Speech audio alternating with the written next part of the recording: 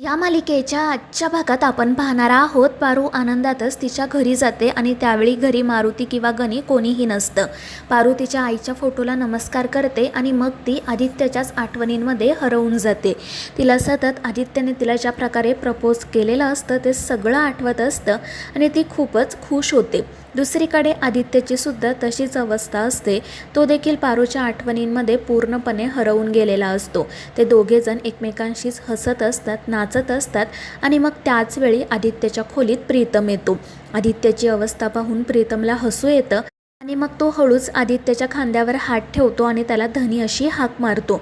आदित्यला आधी तर असं वाटतं की पारूच आली आहे, त्यामुळे तो खुश होतो. पण प्रीतमला बघून तो मोठ्याने ओरडतो आणि म्हणतो की प्रीतम, तुला काही वेड लागलंय का? तू काय करतोयस इथे, कशाला आला आहे? आणि ते ऐकून प्रीतम मोठमोठ्याने हसू लागतो. तो आदित्यला विचारत असतो की दादा सांग ना, काय झालं तिथे? तू केला का वहिनीला प्रपोज? ती काय बोलली? आणि ते ऐकून आदित्य म्हणतो की काही नाही, इतकं काही घडलं नाही. पण प्रीतम काही ऐकायला तयार नसतो. तो म्हणत असतो की दादा सांगणार आहे मला. तर आदित्य त्याला सांगतो की अरे काही नाही, आम्ही तिथे गेलो, थोड्याशा गप्पा मारल्या, मग जेवण केलं आणि परत घरी आलो. आणि हे ऐकून प्रीतम मग खूपच वैतागतो. तो म्हणत असतो की दादा प्लीज खोटं बोलू नको, मला सांग ना, तू वहिनीला कसं प्रपोज केलं आणि मुळात तिने होकार दिला का? आणि त्यावेळी आदित्य हसून सांगतो की हो प्रीतम. आणि ते ऐकून प्रीतमचा आनंद तर गगनात मावेनासा होतो. तो मोठमोठ्याने ओरडू लागतो, नाचू लागतो आणि आदित्यला मिठी मारतो. तर आदित्य त्याला शांत करतो आणि म्हणतो की प्रीतम ऐक, माझं बोलणं आधी तू शांतपणे ऐकून घे. आणि मग तो प्रीतमला सांगू लागतो की पारूने माझ्या प्रेमाला होकार दिला आहे, पण जोपर्यंत मी आम्हा दोघांच्या नात्याबद्दल आईला सांगत नाही आणि आई आम्हाला होकार देत नाही, तोपर्यंत आम्ही पुढे जाणार नाही. आणि तोपर्यंत तू सुद्धा कोणाला म्हणजे कोणालाच ही गोष्ट सांगायची नाही आहे, अगदी तुझ्या बायकोला सुद्धा नाही. आणि ते ऐकून प्रीतम म्हणतो की अरे दादा एवढंच ना, जर तुझी इच्छा नसेल ना की आत्ताच हे सत्य जगासमोर यावं, तर मी ते कोणालाही सांगणार नाही. पण मी खरंच खूप आनंदात आहे, चल आपण आत्ताच सेलिब्रेशन करूयात. आणि त्यावर मग आदित्यही आनंदाने हो म्हणतो आणि ते दोघेजण पुन्हा नाचायला सुरुवात करतात. त्यानंतर दुसऱ्या दिवशी सकाळी पारूला झोपेतून उठायला खूप उशीर झालेला असतो. ती पटपट तिच्या घरातील सगळी कामं आवरत असते आणि मग तिला आठवतं की तिने आदित्यच्या खोलीमध्ये जास्वंदीचं फूल ठेवलंच नाही आहे. त्यामुळे ती खूप घाबरते, पण मग मनाशी म्हणते की मी आधी पटकन स्वयंपाक करते आणि मग आदित्य सरांकडे जाते. दुसरीकडे आदित्य त्याच्या खोलीत येतो. तो आरशामध्ये स्वतःला पाहून हसत असतो, लाजत असतो आणि मग त्याचं लक्ष त्या जास्वंदीच्या फुलाकडे जातं. त्याला आश्चर्य वाटतं की पारूने आज ताजं फूल इथे का नाही ठेवलं? आणि मग त्याला भीतीही वाटते की पारूने परत त्याचा निर्णय तर बदलला नाही आहे ना. पण मग तो ठरवतो की असे निगेटिव्ह विचार नाही करायचे, आपण पारूकडे जाऊ आणि तिच्याशी बोलू. आणि मग तो सरळ पारूकडे जाण्यासाठी निघतो. मात्र मारुती त्यावेळी घरातच असतो आणि तो आदित्यला तिकडे येताना पाहतो. तो आदित्यला विचारतो की आदित्य बाबा काय झालं, तुम्ही सकाळी सकाळी इकडे कुठे आलात? आपल्याला कुठे ताबडतोब जायचं आहे का? आणि ते ऐकून आदित्यला काय उत्तर द्यावं ते सुचत नाही. तर पारूने देखील आदित्यचा आणि मारुतीचा आवाज ऐकलेला असतो आणि आदित्य आला आहे म्हणून ती खूपच खुश होते आणि लगेच तिचं काम सोडून बाहेर जाण्यासाठी निघते. पण मारुती बाहेर असल्यामुळे मग ती घरातच थांबते आणि आदित्यचं बोलणं ऐकू लागते. तर इकडे आदित्य मारुतीला म्हणत असतो की काही नाही मारुती मामा, आपण रोज ऑफिसला जातो, आज पण ऑफिसला जायचं आहे, मी तेच तुम्हाला सांगायला आलो होतो. आणि मग त्यानंतर तो काय बोलतो हे ना त्याला कळतं ना मारुतीला कळतं.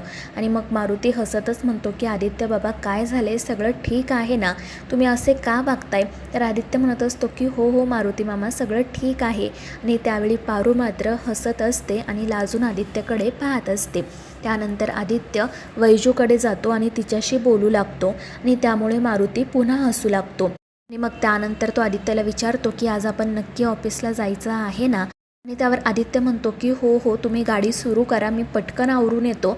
आणि मग म्हणतो की नाही नाही, मी आधी आवरून येतो, त्यानंतर तुम्ही गाडी सुरू करा. आणि आदित्यचा तो गडबड गोंधळ पाहून पारूला आणि मारुतीला मात्र हसू येत असतं. आणि मग त्यानंतर आदित्य मोठ्याने म्हणतो की जातो ग मी वैजू, जर काही हवं असेल तर मारुती मामांना सांग. आणि मग त्यानंतर तो मारुतीचा निरोप घेतो आणि तेथून निघून जातो. पारू मात्र हसतच असते. त्यानंतर मग आदित्य पारूला भेटण्यासाठी त्यांच्या घरातील किचनमध्ये येतो. पारू तिथे सावित्रीसोबत स्वयंपाक करत असते आणि मग आदित्य तिथे जाऊन तिच्याशी बोलायचं ठरवतो. तर सावित्री हसतच त्या दोघांकडे पाहू लागते.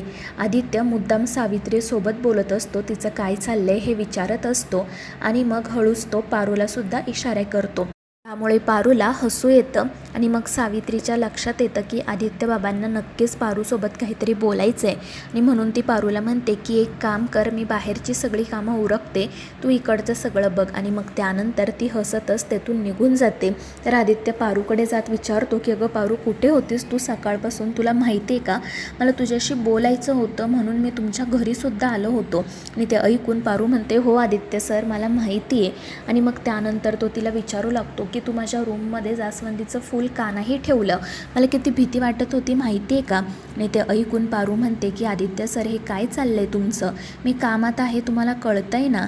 आणि मला तर असं वाटतं तुम्ही ना एकदा डॉक्टरांना दाखवून घ्याच, तुम्ही खरंच वेड्यासारखे वागताय. आणि ते ऐकून आदित्य डोक्यालाच हात लावतो. तो म्हणत असतो की पारू, मला काय झालं ना खरंच कळत नाही, तुझ्याशी बोलल्याशिवाय मला राहवतच नाही आहे. आणि ते ऐकून पारू हसतच त्याच्या गालाला पीठ लावते आणि त्यामुळे आदित्य तर खालीच कोसळतो. तो प्रेमानेच पारूकडे पाहत असतो आणि मग तो पारूला जवळ ओढतो. त्यामुळे पारूसुद्धा खुश होते. पण मग तिला तिचंच बोलणं आठवतं की आदित्य सर, या घराच्या आतमध्ये मी पारू असेल, या घरामध्ये काम करणारी एक मोलकरीण. आणि मग ती आदित्यला दूर लोटत म्हणते की आदित्य सर, आपण नंतर बोलूयात, मला खूप कामं आहेत. आणि त्याचवेळी तिला बाहेरून कोणाचा तरी आवाज येतो म्हणून मग ती बाहेर जाते. आदित्यला मात्र सुचत नाही की पारूसोबत वेळ कसा घालवायचा. त्यानंतर पारू अहिल्याकडे जाते. अहिल्या तिला सांगते की आज मी आणि श्रीकांत कुलदेवताच्या दर्शनाला जात आहोत, तू प्रियाला घर सांभाळायला मदत कर. आणि त्यावर पारू म्हणते की हो देवी आई, तुम्ही काळजी नका करू. दुसरीकडे मोहन काम करत बसलेला असतो. तितक्यात दामिनी त्या ठिकाणी येते. त्या दोघांच्या लग्नाची ॲनिव्हर्सरी असते, पण ही गोष्ट मोहनच्या लक्षातच नसते आणि त्यामुळे दामिनी खूपच चिडते. त्या दोघांचं बोलणं सुरू असतानाच आदित्य तिथे येतो आणि आदित्यला किचनमधून बाहेर येताना पाहून दामिनी त्याला विचारते की काय रे, तू किचनमध्ये काय करत होता आणि तुझ्या हे गालाला काय लागलंय. त्यामुळे आदित्य घाबरतो. आता दामिनीला काय सांगायचं असा त्याला प्रश्न पडतो. पण मग प्रीतम त्याच्या मदतीला येतो. तो आदित्यला म्हणत असतो की अरे दादा, तू माझा फेसपॅक असा गालाला का लावून फिरतोय. तर आदित्य म्हणत असतो की मला बघायचं होतं हा फेसपॅक कसा आहे म्हणून मी गालाला लावला. आणि ते ऐकून मग दामिनी त्यांना जास्त काही विचारत नाही. त्यानंतर त्या दोघांना दामिनीकडून समजतं की आज त्यांची ॲनिव्हर्सरी आहे. त्यामुळे मग ते दामिनीला आणि मोहनला विश करतात आणि तेथून निघून जातात. त्यानंतर जेव्हा ते दोघे आदित्यच्या खोलीत येतात तेव्हा आदित्य गालावरून हात फिरवत प्रीतमला सांगत असतो की अरे बघ ना, तिने माझ्या एकाच गालाला हात लावला, मी दुसरा गाल पण पुढे करायला हवा होता का. आणि ते ऐकून प्रीतम म्हणतो की वहिनीने मारलं की काय तुला, नक्कीच तू काहीतरी केलं असशील. आणि त्यावर आदित्य नाराज होत म्हणतो की अरे नाही ना, आमच्यामध्ये बेसिक बोलणंसुद्धा होत नाही. मला तर आता असं वाटते की मी खूप वर्षांपूर्वी पारूसोबत बोललो होतो, मी तिच्याशी बोलायला गेलो ना तर तिच्या आजूबाजूला कोणी ना कोणी असतं. आणि ते ऐकून प्रीतम म्हणतो की हो खरं आहे, पण तू काळजी करू नको, आपण करूयात काहीतरी. आणि मग तो आदित्यला सांगतो की तू पारूला घेऊन कुठेतरी बाहेर जा. पण आदित्य म्हणतो की आज आई घरात नाही आहे आणि आई इथे नसताना पारू घरातून बाहेर पडेल का, त्यामुळे आपल्याला वेगळा काहीतरी विचार करावा लागेल. आणि ते ऐकून प्रीतम म्हणतो की काळजी करू नको, मी काहीतरी जुगाड करतो. आणि ते ऐकून आदित्य खुश होतो. तर मित्रांनो, या मालिकेच्या पुढील भागांमध्ये आपण पाहणार आहोत प्रीतम मोहन आणि दामिनीसाठी 2 दिवसांची महाबळेश्वरची ट्रिप ऑर्गनाईज करतो आणि त्यामुळे ते दोघेही घरातून बाहेर पडतात. त्यानंतर प्रीतम प्रियाला घेऊन बाहेर जेवण करण्यासाठी जातो आणि मग शेवटी घरामध्ये फक्त आदित्य आणि पारू असे दोघेच जण उरतात. आणि मग आदित्य पारूसाठी घरामध्ये छान डेटची तयारी करतो, ज्यासाठी छान गजरा घेऊन येतो. त्यामुळे पारू तर खूपच खुश होते. तर मित्रांनो, या मालिकेच्या पुढील भागांच्या अपडेटसाठी आपल्या चॅनेलला सबस्क्राईब करा.